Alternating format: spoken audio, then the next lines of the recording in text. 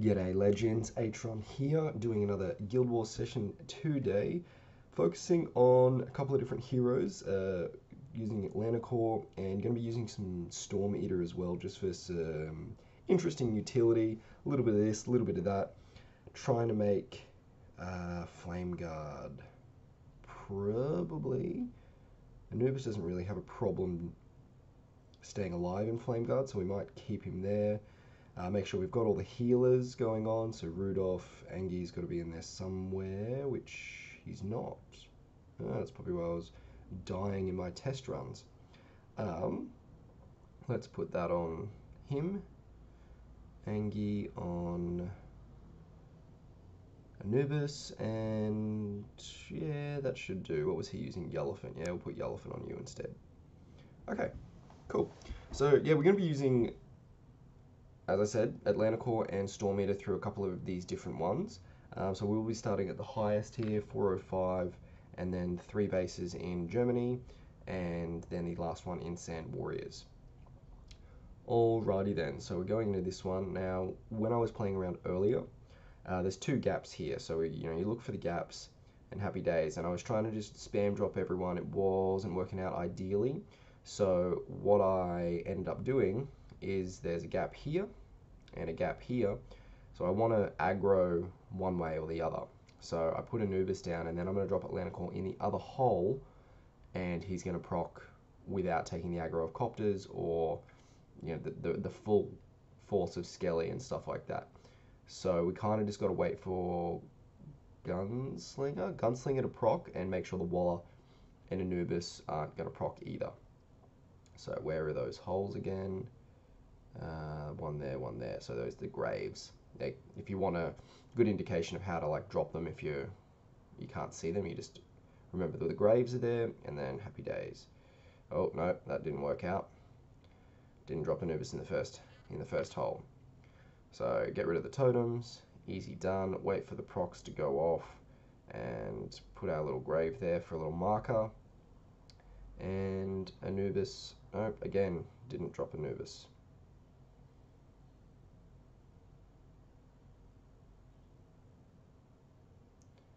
Okay, we're dropping Anubis, Atlanticore, everyone else behind Anubis, he'll heal back up. Atlanticore's got a shield on there. He will die, but he should get a second wind, essentially. It'll take a little bit of RNG to go back and forth. Obviously you're trying to kill the Skelly, I guess, would be the most ideal outcome there. Or we can try it the other way as well. So we go Anubis, Atlanticore, everyone else behind, dropping some troops to scatter that. So long as you can get through that first thing, but everyone kind of went down, and so once Serena goes down, it's not very fun after that. So I wish I'd kind of built a stone skin Serena for this exact purpose. So I love her in Flame Guard, but I just think Flame Guard and HP, but I think just she'd be a little bit better with yeah, a little bit better with Stone Skin. So he's down, but that's right, Serena can bring him back. Troops are just deflecting the couple of the Walla procs, couple of the Skelly procs if we're lucky. Obviously it's a two-edged sword when you've got Skelly involved, I mean Atlanticore involved. You kind of want to be less troops so you get targeted, but if you just survive that first initial brute, you should be pretty much okay. Once the big hard hitters are down, it's not such a big deal to spam the troops constantly. So Mike looks like he's down as well. That's just his dupe alive now, and Dovekeeper will eventually go down. So just I mean, there's a couple of different ways you can always go about this. You can use Ares, which will probably make your life a little bit easier, or you could use Mike for some extra power, but he's going to get, realistically, that's a double-edged sword too when you're dealing with Walla, because he's just going to be taking, oh no, not taking it off, but the heals there are just kind of overcome the one-shots a lot of the time on the Mike proc. It's really Atlanticore that needs the maximum, 100% deflection.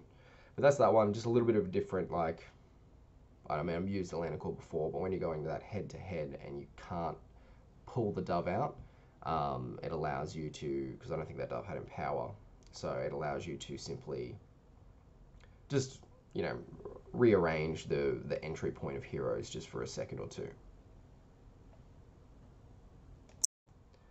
Alright, so we are done that one, and we'll move on to Germany, and top guy there, 69. Now, a couple of these bases you could use within this strategy I'm talking about.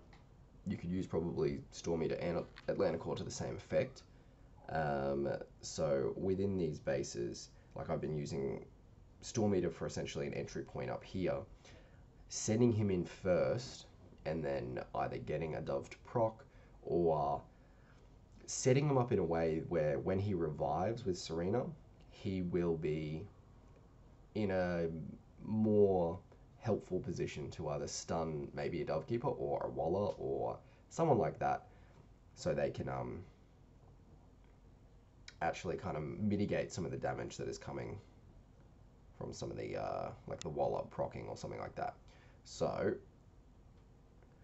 we'll see how we go on the edge here with Atlanticore and see if he does any real damage to Skelly or someone like that. Oh, the doves are coming in. Not sure if this was the entry point. So we got one Atlanticore down, and we got the Storm Eater down. None of the other heroes are really down. Skelly is about to go down, I think. Yep, Skelly's down, but Atlanticore is down for a second time. So here we should be pretty much dealing with just the Walla procs, and oh no, we still got Gunslinger up. So eventually we should bash one of these down. So we found the entry point that works, at least surviving. This was very easy with Empower Walla, Empower Dovekeeper to draw them out. So Serena's down. Is she going to get chunked? Nope, we're going to heal back up. Hopefully someone melee will take the Brute after that. So without a Walla alive, it's obviously a lot easier, so they don't heal as much. With the anti-heal going on. So Dove is down. Now they'll just get targeted. Sasquatch can't overheal the damage from Dovekeeper. That is for sure. And after the last Deflect Archdemon, if you haven't seen, I'll try and remember to link it there. I put like 2 crit traits on Dovekeeper. And so she has 4 accuracy. Still definitely enough. But then, happy days. So just like, I mean, Atlanticore dies, and it's not necessarily the best hero to use, that's for sure. But he just helps. Like, helps with the... he can help, essentially. Doesn't mean he's the best use. More just showcasing, on that first base especially, the different entry points for Atlanticore, and how, you know, you can get a second wind, and how it's going to help you deal with Skelly, potentially. There's obviously some bases that are, if they're full in power, and you can get the Atlanticore out on the side, it's a lot easier to damage one of the other heroes. Or like a Skelly can one-shot himself. Alright.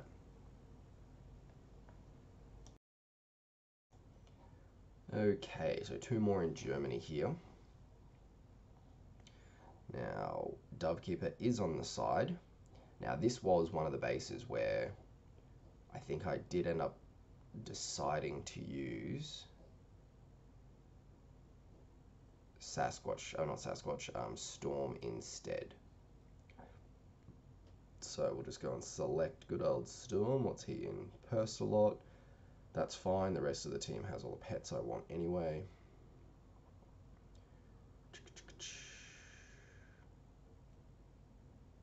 Alright, so what I essentially do is just send him in. And that allows the Dovekeeper to proc, which is great. Still there. And then we're on the very side now. And once Anubis hits everyone and he goes in. Now this is It's kind of handy, it's kind of not handy, but you can see how it's stopped the Dovekeeper procking. And because I initially, now we're going to watch the percentage here, because Skelly is on the roll, but Dovekeeper's down, and she's down because pretty much Storm Eater was able to like stop her procking, and that's the deadly thing is when you're doing that sniper thing. I'm surprised Storm Eater stayed alive there. In the first run I did, he did not, but it still offered enough time for Dovekeeper to proc again and send everyone out. But that was really smooth. That was definitely a way better example of what I was trying to show, how to use Storm Eater. So allowing you to pretty much, you know, what was the word?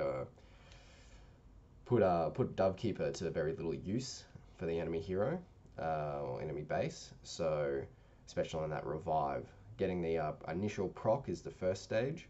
Obviously a lot harder when Dovekeeper's in the middle, but on the edge there, that worked pretty much textbook, I would say. Not what I was trying to show, but ended up being a little bit better. So we'll move on to the last one now. All right, let's see if we can replicate some of that Storm Eater action, because that was pretty. That was nice. Same concept should essentially work on this Skelly. He's fairly damage immune. He's going to offer a buffer, or I might want to take out the Walla first. Gives you an option to kind of neutralize one of the enemy heroes on base, briefly, granted, but with 5 Vite and with Serena reviving Storm Eater, it allows, you know, for the 3-second stun and then for another. Walla's probably a good example because he then can't. Rudolph will help him, but anyway, you get what I mean. So you kind of pick where you want to point. Do we put in, you know, Stormkeeper over here, sort of thing? Try and distract as many of those copters as possible. Storm Eater goes in.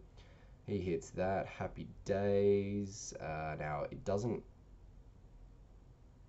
Now, I don't think I did do that because that doesn't really make any sense why I would put him over that side. But we'll see how we go. Healing, healing. Dovekeeper's down. Storm Eater comes in. They're both revived again. Lots of stuns. Skelly's down. Not sure how well this is going to work out for me though, because I mean we still got the troops up on the base. Storm Eater is getting targeted once again, and which is fine because we expect Storm Eater to die anyway. But it's not really helping me chunk down the other heroes unless I'm spamming troops. Oh, did their Skelly just come back?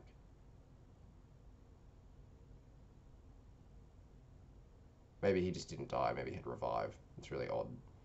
Alright, so we'll go again. This time deciding to target Walla as the initial point, and then just literally everyone else behind him, I reckon. So getting Walla out of the way is definitely a big feat a lot of the time.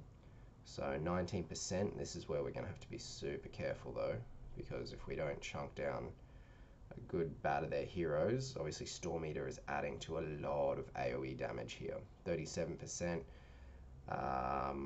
We're looking... I'm going to risk it. We're just going to go for it. This might backfire. But once we get... See, Storm Eater is definitely making that...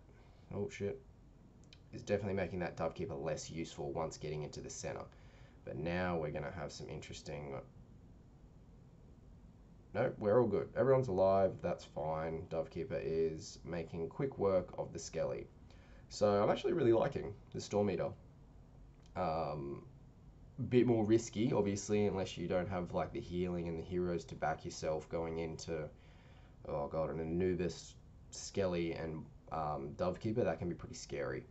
So, but yeah, that's Storm Eater being very useful with that stun.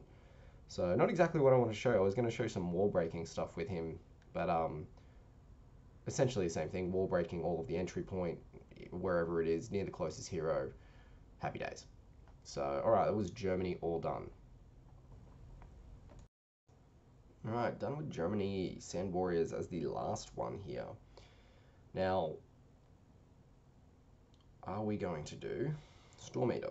I think I actually put Storm Eater up the top this time, and I focused on the Skelly, or near the Walla. Maybe we'll just go near the Walla again and see how we go doing that. Okay. Dovekeeper, or do the whole point of the other thing was to deal with the Dovekeeper first. So we'll go Dovekeeper. Is he going to make the Dovekeeper proc? Alright, let's get the Copters on the other side, just as a little bit of textbook. We get him in, alright, he does, and then we're going to put everyone behind him. Hopefully heal him up a little bit. He's down, but he's back. He's back, and we're dealing with making the Dovekeeper not so useful. Dovekeeper cannot proc while stunned, so that is definitely helping a little bit there. Alright, so I'm getting minced from something. Okay, we're alive. Everyone's alive again, kinda. We're gonna keep healing. So Dovekeeper's down. What's another hero that's down? None? Oh geez, we're going into this base fairly... How are we gonna go here? When we're a bit spread out, oh, this is a bit reckless. My hero's gonna die. Dovekeeper's not there, so the heals should overtake a lot of the stuff. Anubis is there, 53%, make or break right now. 43 heroes, troops left, so are they gonna be that useful? Make sure they're just on the side when Skelly's full energy. And look, we're good for that. So the Storm Eater was definitely well, not very handy in that one, not as smooth and fluid as the other ones, but definitely neutralizing the damage potential of your Dovekeeper, or of the enemy Dovekeeper with that. So only Storm Eater was down. I mean, yes, Walla and Ghoulam got revived. That's why Serena is so important. But cool. I'm gonna explore that a little bit more maybe next week with some more Storm Eater action. Let me know how you guys go, if anyone else uses that in their setup. So what do we got? It's probably my PB at the moment.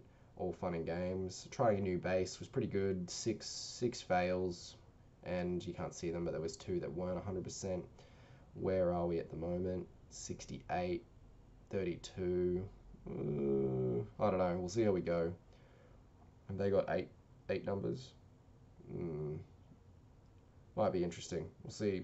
Our top scores are going about 175 at the moment, 180 on a high might day. So all right, that's pretty much it. I'll show you the team just once more. I'll show you exactly what my Storm Eater is running in case anyone is interested.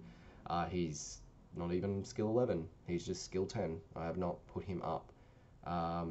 He was in I for accuracy, LBF, that's what that's from.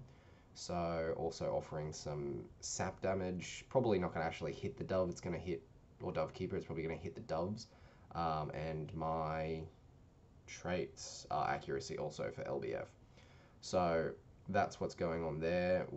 Just really quickly, how much more useful is people with the skill 12 going to be?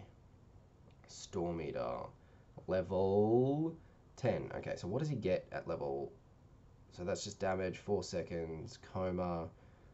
Hero takes how much? So putting him up to a level 11 is going to make him way more tanky. Hero takes 75% less damage. Wow.